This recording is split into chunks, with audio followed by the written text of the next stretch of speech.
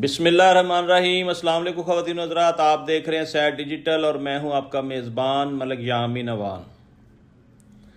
نہیں، جیسا کہ آپ کو معلوم ہے کہ ایران اسرائیل امریکہ جنگ زور و شور سے جاری ہے۔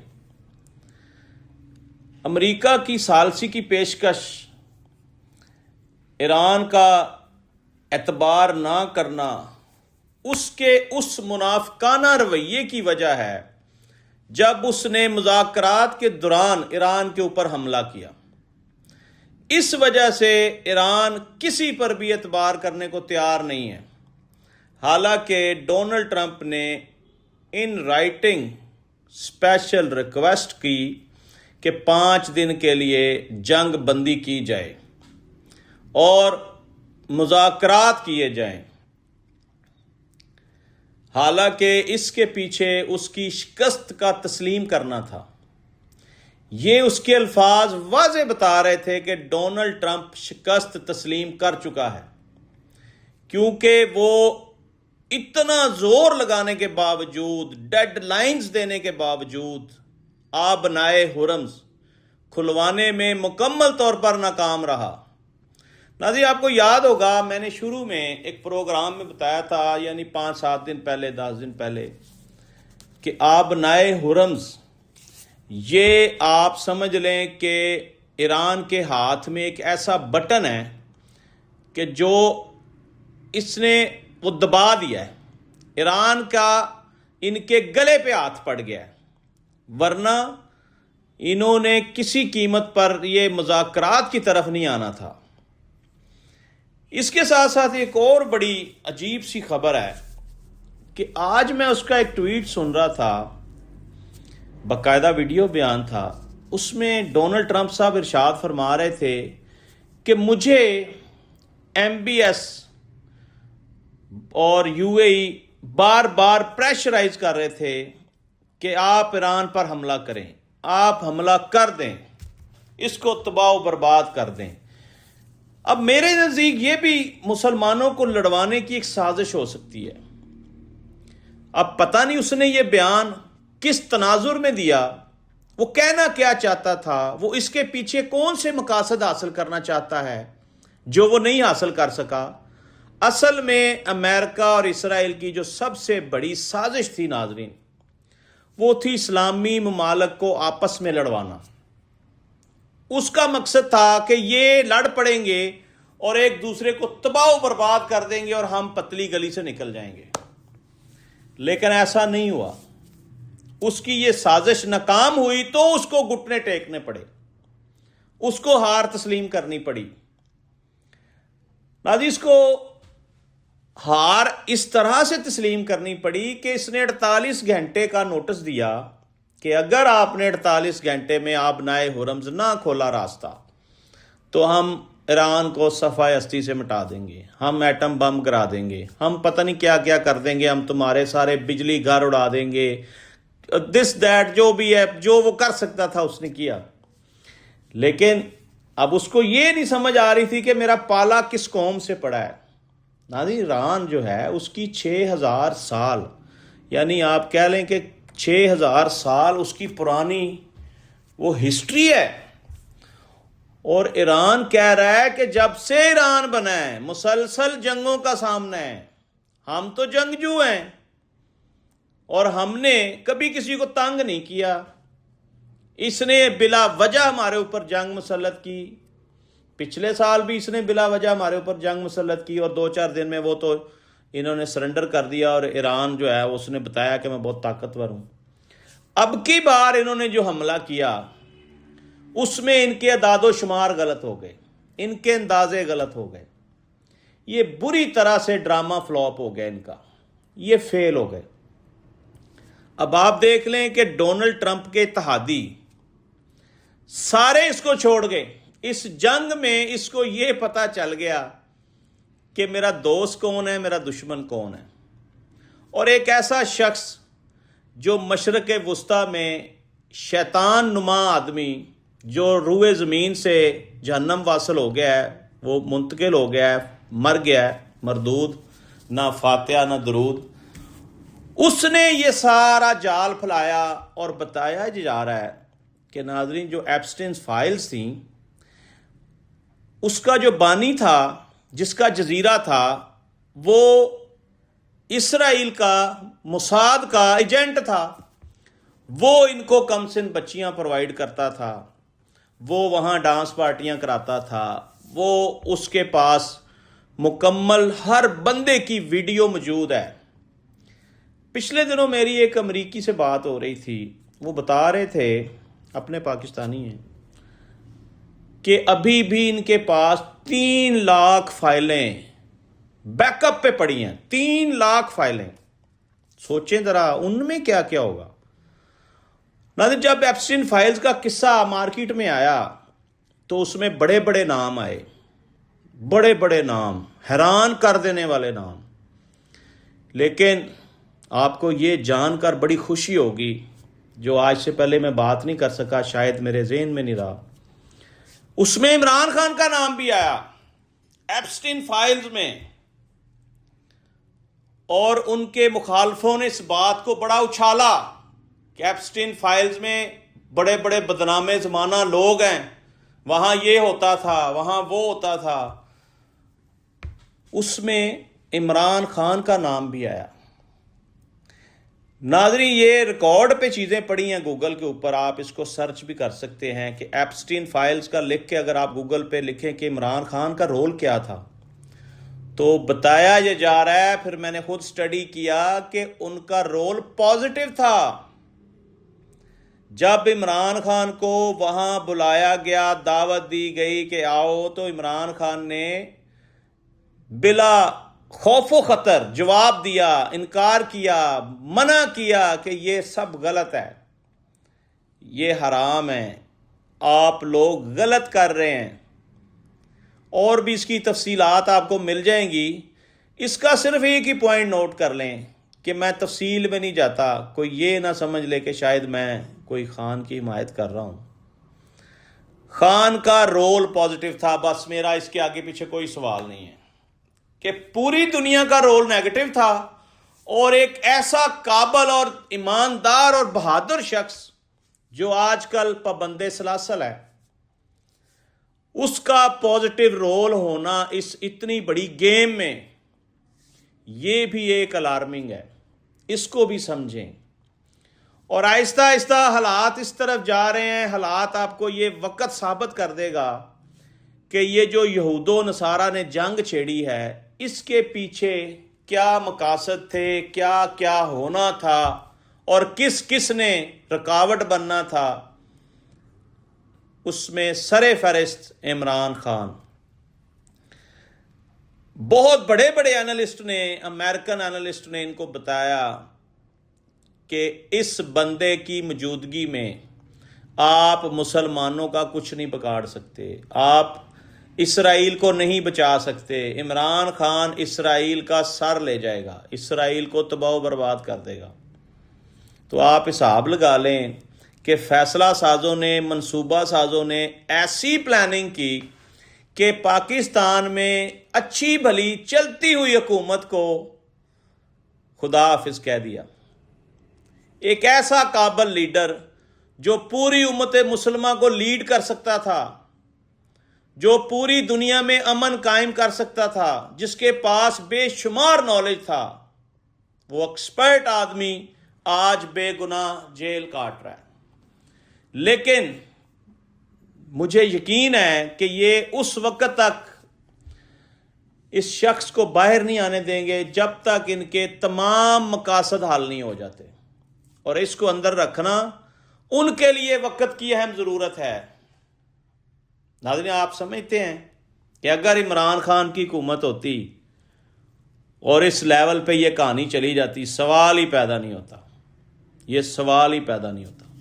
اس نے ایسا ہونے نہیں دینا تھا۔ اگر ایسا ہو جاتا، خدا نخواستہ ایسا ہو جاتا، نہ اس نے سعودی عرب سے معاہدہ کرنا تھا جو پہلے ہو چکا، اندر کھاتے عوام کو آج تک نہیں پتا اس معاہدے میں لکھا کیا ہے، نہ اس نے ایران کے ساتھ جو ہے وہ ڈپلومیسی سے چلنا تھا، اس نے برملا ایران کے ساتھ کھڑے ہو جانا تھا۔ کہ نہیں بھائی جو ادھر آئے گا اس کو ادھر بھی آنا پڑے گا. اور ناظرین اس وقت تک افغانستان جنگ بھی نہیں ہو رہی ہونی تھی. یہ سارے تانے بانے اسی شخص کے ساتھ جا کر ملتے ہیں جس کو پابند سلاسل کیا ہوا ہے. یہ اس وقت باہر آئے گا جب یہود و نصارہ کے تمام مقاصد کمپلیٹ ہو چکے ہوں گے. بہرحال بات ہم جنگ کے اوپر کر رہے تھے تو بات کہاں سے کہاں چلی گئی، یہ حقائق بتانا بھی بڑا ضروری تھا. بہرحال ایک بات بڑی کلیئر ہے ناظرین کہ میں نے ہر پروگرام میں یہ کہا کہ ایران کی فتح ہوگی اور یہود و نصارہ کو شکست تسلیم کرنی پڑے گی. وہ تو الحمدللہ وہ کر چکے ہیں.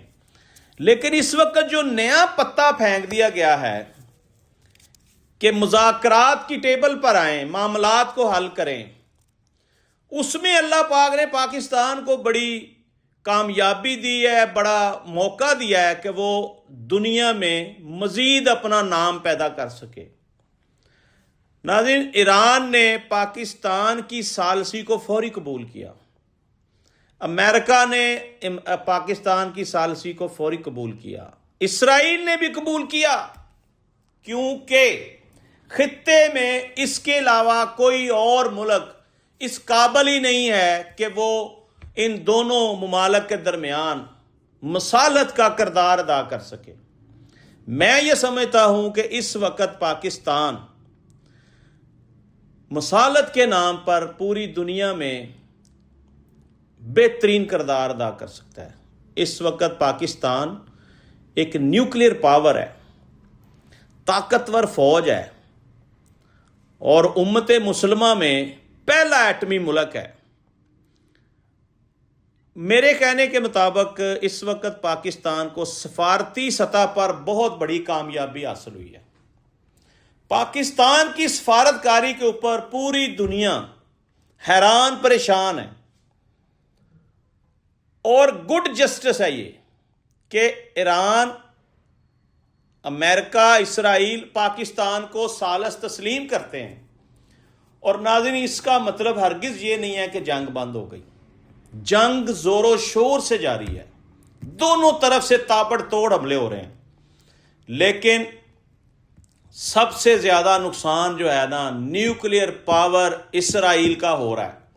اب ایران نے اس کے نیوکلیئر پلانٹس کو ٹارگٹ کرنا شروع کر دیا ہے. اگر تابکاری پھیلی، اگر وہاں دھماکے شروع ہوئے تو سب سے پہلے اسرائیل برباد ہوگا، پھر آس پاس کے سارے ممالک برباد ہوں گے. آپ کو پتہ ہے کہ یہ جو تابکاری مادہ ہے یہ تو فنا کر دیتا ہے، 100 سال تک فصلیں نہیں ہو سکتی، بچے اپاہج پیدا ہوتے ہیں، آب و ہوا کئی سال تک جو ہے نا وہ خراب رہتی ہے، زمین بالکل کھنڈر بن جاتی ہے.